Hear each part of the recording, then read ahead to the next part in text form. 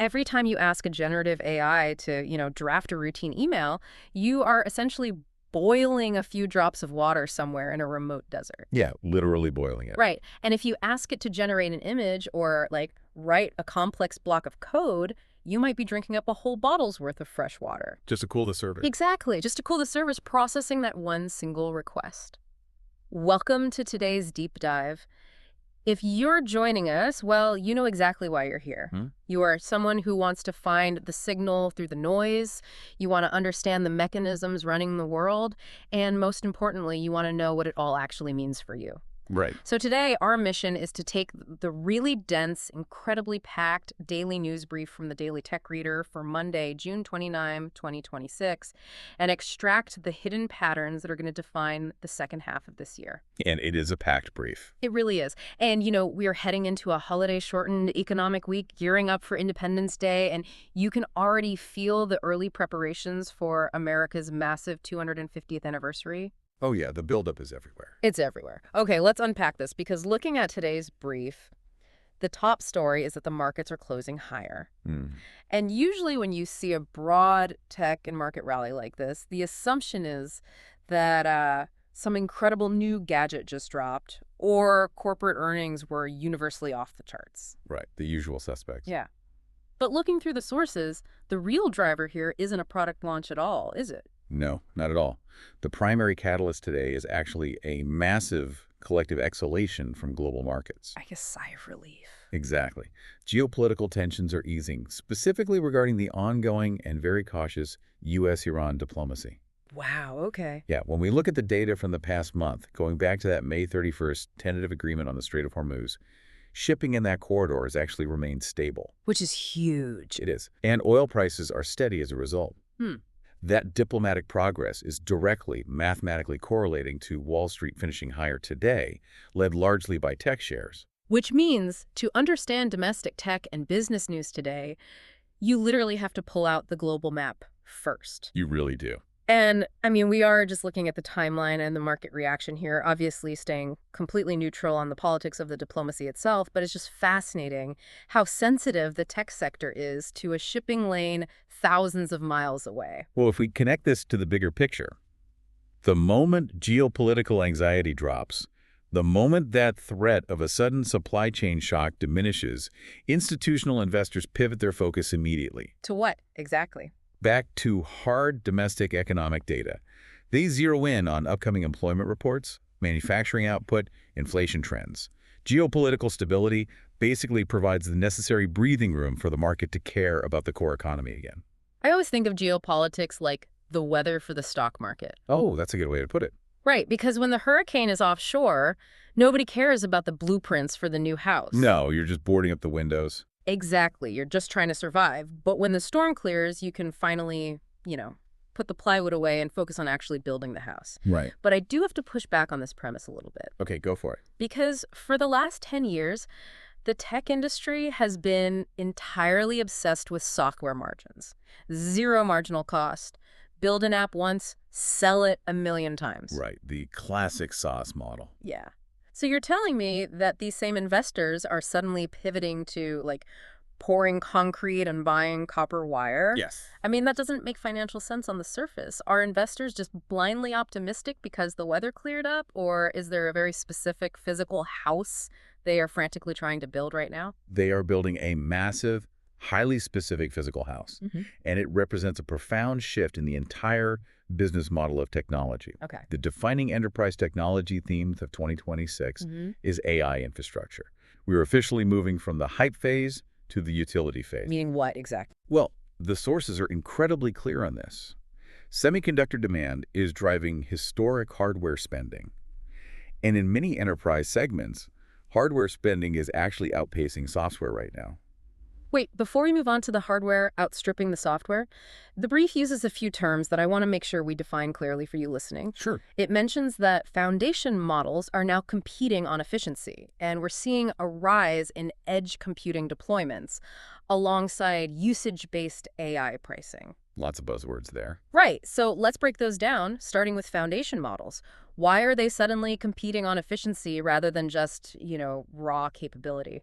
Think of a foundation model like a massive multi-billion-dollar manufacturing plant. Okay. A few years ago, during the hype phase, companies were just trying to prove they could build a plant capable of making a functioning product, like a chatbot, that could write a convincing Shakespearean sonnet. Right, the novelty phase. Exactly. The cost didn't matter. It was just about proving the capability. Yeah. But now, we're in the utility phase.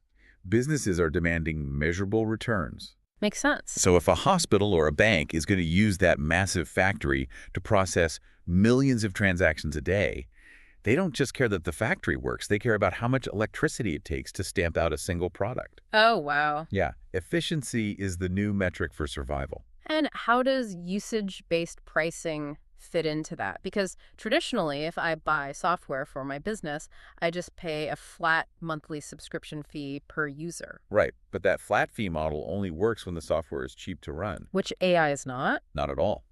Running an AI query requires significant compute power. So the pricing model is shifting. Providers are moving away from flat subscriptions to usage-based pricing. So they pay per prompt? Essentially, yes. Clients are paying for the actual compute time or the specific value of the generated output. Businesses are telling tech companies, we will only pay for this if we can mathematically prove it's saving us time or generating revenue. That makes total sense. But what about edge computing? What does that actually mean for someone who isn't a network engineer? So instead of sending all your data thousands of miles away to some centralized massive data center in Virginia to be processed. And then waiting for the answer to come back. Right, waiting for that round trip. Edge computing brings the processing power to the edge of the network. So locally. Exactly. It puts the compute power right there on the factory floor, or in the autonomous vehicle, or inside the hospital monitoring equipment. It reduces latency and bandwidth costs because the data is processed exactly where it is generated. Here's where it gets really interesting, because if you add all this up, massive foundation models demanding incredible power, usage-based systems scaling up with demand, and physical edge servers being deployed everywhere. It's a lot of hardware. Right. So aren't we essentially building a global fleet of supercars without checking if we have enough gas stations? That is exactly what's happening. The digital revolution is hitting a very hard, very physical brick wall. And the name of that wall is the power grid. Because generative AI doesn't just look up information. No, it doesn't. Like, if I do a standard internet search, the server just retrieves an existing piece of data and hands it to me. But if I ask an AI to synthesize a report, it has to actively calculate and generate every single word from scratch in real time. Right. So the processing power and obviously the electricity is exponentially higher. What's fascinating here is the absolute irony of our current technological era. What do you mean? Well, the most advanced, ethereal digital technology in human history is entirely constrained by the oldest, heaviest, most traditional infrastructure we have, which is power generation. Wow. Yeah. AI data centers are driving entirely unprecedented electricity demand to the point that it is actively reshaping how utility companies plan for the next 20 years. And the sources explicitly highlight this. We aren't just talking about, slapping up more solar panels. No, not at all. This AI power demand is spurring massive grid modernization projects. We're seeing accelerated investments in battery storage, huge transmission infrastructure overhauls, and significantly, a massive resurgence in nuclear energy investment. Huge resurgence. Yeah. Energy security is no longer just a geopolitical talking point. It's a critical national priority simply to keep the domestic servers running. And that distinction regarding nuclear energy is really vital. Because an AI training run isn't like turning on a light switch. Right. Training a foundation model can take weeks or even months of uninterrupted 247 maximum compute power. You cannot power that reliably with intermittent energy sources like wind or solar alone. Because the sun goes down. Right. If the wind dies down or a storm blocks the sun, a voltage drop could ruin a multi-million-dollar training cycle. These data centers require massive, constant base load power. Hence the nuclear push. Exactly. That is why the tech industry is aggressively pursuing nuclear energy. And let's add the real-world environmental pressure straight from today's brief. The weather. Ugh, the heat. Yeah. Summer heat remains a major public safety concern across several U.S. states right now, and the intense European heat is actively stressing their physical infrastructure. It's a huge problem. Think about the friction here. The physical world is literally heating up, stressing the aging electrical grid at the exact moment that our digital infrastructure is demanding unbelievable amounts of electricity and fresh water for massive cooling operations. It creates a severe physical bottleneck. Yeah. You just cannot build the digital infrastructure of tomorrow on the electrical grid of yesterday. Right. Especially not while fighting a war against heat on two fronts, cooling the servers to keep the digital economy running and cooling homes to keep the population safe. And as this massive infrastructure build-out reshapes the globe, it inevitably hits the real world. It hits human friction. Let's look at how this trickles down into everyday life, starting with the workplace. Good place to start. Because AI is completely reshaping knowledge work. The brief notes that AI coding assistants are now incredibly common in software development. They are, and it fundamentally changes a developer's day. How so? Well, instead of spending hours manually typing out boilerplate code or, like, hunting for a missing semicolon. The worst. Right. The developer acts more like an editor now. The AI generates the structural code, and the human reviews it, refines it, and focuses on the higher-level architecture of the software. Employers are hyper-focused on these measurable productivity gains. But there is a real human cost to this transition. While automation accelerates, the brief highlights that the tech hiring market remains highly selective. Very selective. Yeah, the priority right now isn't mass hiring to fill desks, it's workforce upskilling.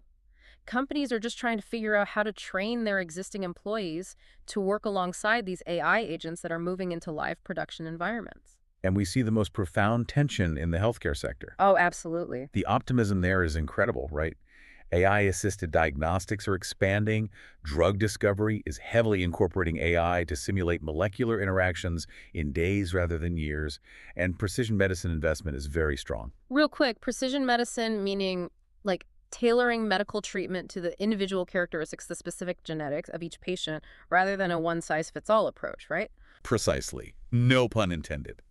But AI is the only way to analyze a patient's entire genome against millions of medical records to find the exact right treatment. Right. But right alongside those optimistic bullet points, the brief explicitly notes that severe healthcare workforce shortages persist. So we have the tech, but not the people. Exactly. We have the smartest diagnostic software ever created running in the background, but we still do not have enough human nurses and doctors walking the halls in the physical hospitals. Which introduces the regulatory piece. Ah, yes. Because when AI moves from writing a poem on your laptop to analyzing a genetic sequence or recommending a triage protocol in an ER, the legal liability changes fundamentally. That shift in liability is exactly what is driving the new wave of regulation. Which brings up a crucial historical note from our sources.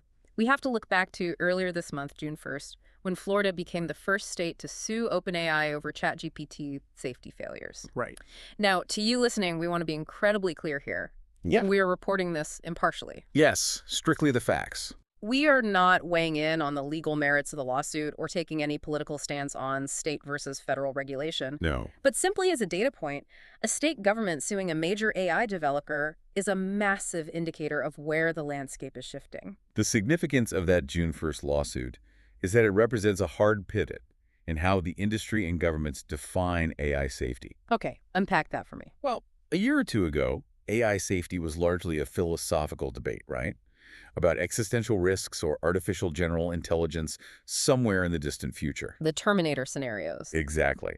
But today, in response to these exact kinds of real-world deployments in hospitals and enterprise systems, AI safety is increasingly focused on what the industry calls operational reliability. Meaning, does the tool do exactly what it is supposed to do every single time without making things up? Yes. When an AI hallucinates a fact in a creative writing exercise, it's a funny screenshot on social media. Right. When an AI hallucinates a precedent in a legal brief or fabricates a drug interaction in a medical setting, it is a critical safety failure. It's life or death. Literally. Operational reliability is about ensuring these systems are mathematically consistent and legally accountable before they are integrated into critical public infrastructure. It's the institutionalization of the technology. It's growing up, and the growing pains are, well, highly litigious. Very much so. And you see this same tension everywhere. In culture, the creator economy is expanding, streaming competition is intense, and the music industry is locked in this deep debate over AI and human creativity. The lawsuits there are wild, too. Oh, yeah. But at the same time, we are having these debates about digital art. We are doing incredibly ambitious physical things. I mean, NASA is continuing its Artemis planning, commercial space investment is remarkably strong, Mars exploration planning is moving forward. Fusion energy investment remains healthy. Yes. We are literally pouring billions into terraforming the digital landscape and simultaneously planning to one day terraform Mars. It is the defining duality of human ambition right now. We are pushing the absolute boundaries of science, space, and energy, largely accelerated by the very AI tools we are struggling to regulate. But the juxtaposition of human life right now is just wild to me. How do you mean? Well, humanity still exists in the dirt. Yeah. Think about the picture this news brief paints of the world on June 29, 2026. We are mapping out Mars and integrating artificial intelligence into human genomics. Yet at the exact same time, we are dealing with incredibly grounded physical realities. The border issues. Exactly. The border and immigration policy debates remain front and center, underscored by that stark news from June 2nd about federal authorities uncovering a 2,000-foot drug tunnel connecting Mexico to the U.S. All right. And again, looking at that purely as a factual event, it is a jarring reminder of physical human enterprise. It really is. You have illicit economies operating in hand-dug dirt tunnels, driven by entirely different human incentive, existing on the exact same timeline as satellite climate monitoring and quantum computing. It's a stark contrast. And meanwhile, the rest of the world is just trying to enjoy their summer movies and watch the World Cup knockout matches. It perfectly captures the friction of this specific moment in time. It does. If we synthesize all of these threads, the geopolitical easing, the market reaction, the shift from software to massive physical AI infrastructure, the grid modernization, and the cultural shifts, and the overarching narrative of mid-2026 is one of rapid physical institutionalization. Yeah. While global trade routes take a breath and the world collectively tunes in to watch the World Cup, the underlying reality is a massive tectonic restructuring. We are literally rewiring global power grids, tech infrastructure, and the labor market to support an AI-driven future. So what does this all mean? Why does this matter to you listening to this right now? Because it touches absolutely everything. It does. Whether you are trying to navigate a hybrid work environment and figure out how to upskill with these new AI coding assistants, or you're just looking at your rising summer utility bills or checking your retirement portfolio. Well, the invisible hand of AI infrastructure and its massive energy demand is shaping your reality. It's the physical current running beneath the surface of all the digital news. Beautifully said. Thank you. The shift from AI as a clever software novelty to AI as a heavy, power-hungry physical utility is the defining transition of our time. It requires vast tracts of land for data centers. It requires massive amounts of water for cooling. It requires copper for transmission lines. And it requires an unprecedented baseload amount of electricity. Which leaves us with a really important question to think about as we wrap up. We talked earlier about building the house once the weather clears. If this AI infrastructure is truly becoming as essential to the modern global economy as the national highway system or the electrical grid itself, Which it is. right, then how long until access to raw compute power is treated as a fundamental public utility rather than just a corporate commodity? That is a big question. And looking at those summer heat waves, is our physical environment, our aging power grids, and our climate truly prepared to support our boundless digital ambitions? I guess we're going to find out. We certainly are. Something to mull over as you head into the holiday week. Thank you so much for joining us on this deep dive, and keep questioning the world around you.